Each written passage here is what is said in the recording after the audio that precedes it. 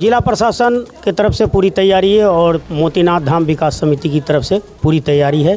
3 दिनों का आयोजन है महाशिवरात्रि का, त्रयोदशी, चतुर्दशी और अमावस्या।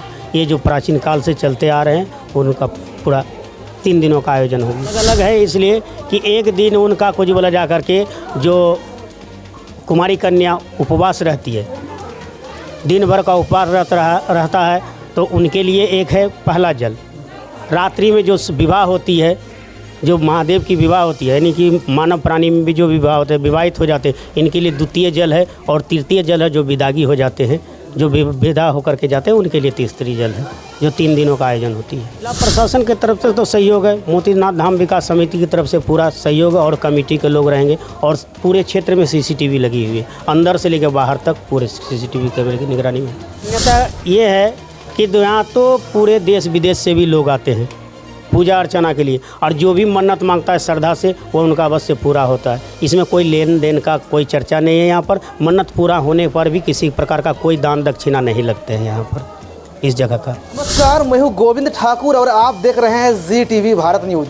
अगर हम झारखंड के साहेबगंज ज़िले की चर्चा करते हैं तो साहेबगंज ज़िला जो है प्राकृतिक की गोद में बसा हुआ है। एक तरफ अगर हम बात करते हैं तो पहाड़ियों का श्रृंखला है, और दूसरी तरफ अगर हम चर्चा करते हैं तो माँ गंगे की जो है निर्मल धारा बहती है। और बीचों बीच अगर हम साहेबगंज ज़िला की चर्चा करते हैं तो इसी साहेबगंज ज़िला में पहाड़ों पर कैसे ना जाने विकसित मंदिर है। अगर हम बात करते हैं मोती झरना जलप्रपात की, तो यहाँ पर जो है सालों भर मोतियों की तरह जल टपकते रहता है, इसीलिए इस जगह का नाम मोती झरना पड़ा। साथ ही साथ अगर हम मोतियों की तरह टपकते जलप्रपात के अंदर अगर पहाड़ की गुफा में बात करते हैं तो वहाँ पर बाबा भोलेनाथ का शिवलिंग जो है आदिकाल से विराजमान है। इसके अलावा अगर हम साहेबगंज की चर्चा करते हैं थोड़ा आगे बढ़ के, तो साहेबगंज ज़िले के अगर हम बरहेट की चर्चा करते हैं तो वहाँ पर मिनी बाबा धाम के नाम से प्रसिद्ध शिवगादी बाबा धाम में भी जो है बड़े ही हर्षोल्लास के साथ महाशिवरात्रि का जो है पर्व मनाया जा रहा है। साथ ही साथ अगर हम मेले की बात करते हैं तो यहाँ पर मेले का भी आयोजन किया जा रहा है। लेकिन मोती झरना के मंदिर जो है इस पर बड़ा ही खास होने वाला है, क्योंकि यहाँ पर महाशिवरात्रि मेला का उद्घाटन करने के लिए झारखंड सरकार के श्रम मंत्री संजय प्रसाद यादव आ रहे हैं। अगर हम मंदिर कमेटी की ओर से यहाँ पर तैयारी की बात करते हैं तो तैयारी पूरी तरह से जो है पूर्ण कर ली गई है। साथ ही साथ अगर हम विधि व्यवस्था की बात करते हैं तो जिला प्रशासन की ओर से विधि व्यवस्था भी दुरुस्त कर लिया गया है। आपको हम तस्वीर दिखा रहे हैं, जो पहाड़ के गुफा के अंदर जो तस्वीर आप देख पा रहे हैं, यही जो है बाबा भोलेनाथ का जो है यहाँ पर शिवलिंग स्थापित है। और इसी शिवलिंग पर जो भक्तगण आते हैं यहाँ पर पूजा अर्चना करते हैं। मेरे साथ यहाँ के पुरोहित हैं, उनसे हम लोग बातचीत करेंगे। सर, सबसे पहले तो ZTV भारत न्यूज़ चैनल में स्वागत है। चलिए, धन्यवाद।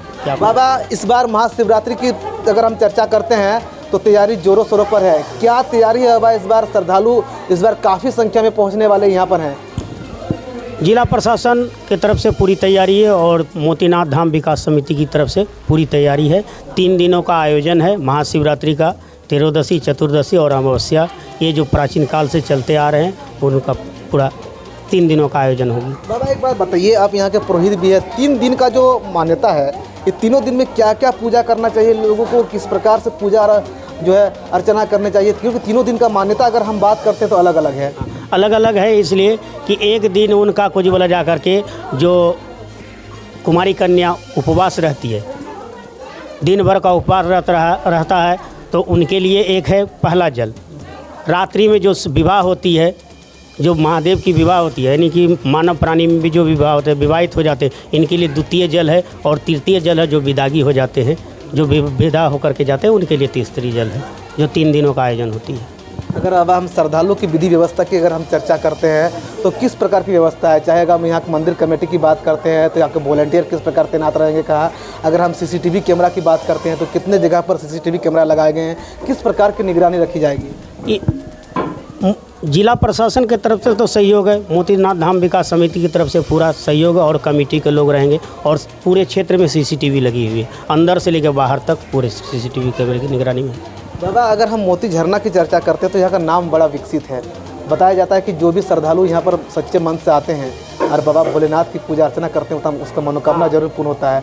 कहाँ कहाँ के श्रद्धालु आते हैं, और यहाँ की जो अगर हम यहाँ की कथा की बात करते हैं उसका विवरण नहीं किया जा सकता है। क्या है यहाँ की मान्यता, क्या है? मान्यता ये है कि यहाँ तो पूरे देश विदेश से भी लोग आते हैं पूजा अर्चना के लिए, और जो भी मन्नत मांगता है श्रद्धा से वो उनका अवश्य पूरा होता है। इसमें कोई लेन देन का कोई चर्चा नहीं है। यहाँ पर मन्नत पूरा होने पर भी किसी प्रकार का कोई दान दक्षिणा नहीं लगते हैं यहाँ पर इस जगह का। और यहाँ पर मान्यता है कि जो भी आप श्रद्धा से आएँ उनकी हर मनोकामना पूर्ण हो जाएगी। बाबा यहाँ झरना है, झरना में सालों भर जो है मोतियों की तरह पानी टपकते रहता है, इसकी क्या? ये यहाँ से कुछ दूरी पर पहाड़ फट करके आपरूपी जल प्रवाहित होता है और उससे उत्तर दिशा से होते हुए घूरते हुए उत्तर दक्षिण की पूर्व बह करके फिर उत्तर वाहिनी गंगा में जाके मिल जाती है ये। और ये जल जो प्रवाहित हो रहे हैं मोती की तरह गिर रहे हैं, इसलिए इसका नाम मोतीनाथ धाम रखा गया है। यह मोतीनाथ धाम नया नहीं रखा गया, ये प्राचीन काल से है, ये द्वापर युग से ही इसका नाम मोतीनाथ धाम है। अच्छा, राजा महासिंह का बाबा चर्चा होता है कि इस मंदिर से जुड़ा उसका काफ़ी रहस्यमय कहानी है। क्या कहानी है? राजा महासिंह का इस मंदिर से क्या लगाव रहा है? इसलिए लगाव हो रहा है कि द्वापर के समय में जब ये पांडव लोग यहाँ वनवास के समय आए थे तो उन्होंने उनके द्वारा ये गुफा का निर्माण कराया गया है। उनके बाद चले गए वो लोग। राजा मानसिंह के समय जब आया तो राजा मानसिंह ने इनको देखा तो उन्होंने इनकी सारी व्यवस्था कराई और उन्होंने पूजा अर्चना करके और हमारे वंश को लेकर के आए। उत्तर प्रदेश यूपी के तरफ से हमारे वंश को लेकर के और हमारे वंश को यहाँ पर बैठा दिए, इनकी देखभाल करना, सेवा करना और इनका पूजा अर्चना का। तब से हमारे वंश भी इसका सेवा अर्चना करते आ रहे हैं। और एक चीज़ जुड़ा इसमें बताया जा रहा है कि यहाँ को जो मोतियों की तरह टपकता झरना के नीचे जो गड्ढे हैं, बताया जाता है कि राजा महासिंह भी इस जो है कभी इस नदी पर आकर के स्नान वगैरह करते थे। हाँ, ये नदी 3 नदी है।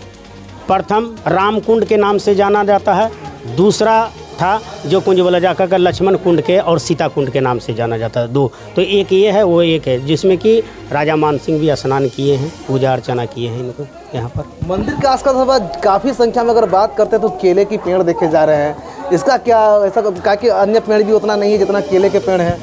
केले के पेड़ तो है, ये वन क्षेत्र है, बंदर लोग केला खाते हैं, वो बिया वाला केला, और जहाँ पर वो अपना परित्याग करते हैं वहाँ से फिर बिया हो जाता है। बारिश के समय में केले का पेड़ हो जाता है और ये बंदरों द्वारा ये लगाया हुआ पेड़ है। ये केले का पेड़ जितना भी देख रहे हैं ये बंदरों द्वारा है। तो मेरे साथ अगर हम बात करते हैं तो यहाँ के जो है पुरोहित चंदन पांडे जी थे, उनसे हम लोग जिस प्रकार बातचीत की उन्होंने बताया कि अगर मोती झरना की अगर हम रहस्यों की चर्चा करते हैं तो इसका रहस्य की तार की अगर हम चर्चा करते हैं तो आदिकाल से जो यहाँ पर जो है मंदिर स्थापित है और राजा महासिंह के द्वारा जो इस मंदिर का जो है यानी कि अगर हम बात करेंगे तो विधि व्यवस्था सुदृढ़ की गई थी। साथ ही साथ अगर हम इस बार जो है महाशिवरात्रि मेले की चर्चा करते हैं तो यहाँ पर झारखंड सरकार के श्रम मंत्री संजय प्रसाद यादव यहाँ पर आ रहे हैं और इस मेले का कल उद्घाटन करेंगे, जिसको लेकर अगर हम जिला प्रशासन के द्वारा बात करते हैं यहाँ पर विधि व्यवस्था जो है चौक चौबंद व दुरुस्त कर लिया गया है और यहाँ पर खास करके मंदिर कमेटी के द्वारा जो विधि व्यवस्था रहती है वो भी जो है चौक चौबंद कर लिया गया है। इसके अलावे जो श्रद्धालु यहाँ पर आएंगे उस पर नज़र रखने के लिए मंदिर कमेटी के जो वॉलंटियर हैं उसको भी जो है तैनात किया जाएगा। साथ ही साथ जगह जगह पर जो है CCTV कैमरे भी लगाए गए हैं और जो आने वाले मंदिर आने वाली जो सड़क है उसको जो है साफ़ सुथरा करके उसको भी दुरुस्त कर लिया गया है। Govind Thakur, ZTV Bharat news, Sahibganj.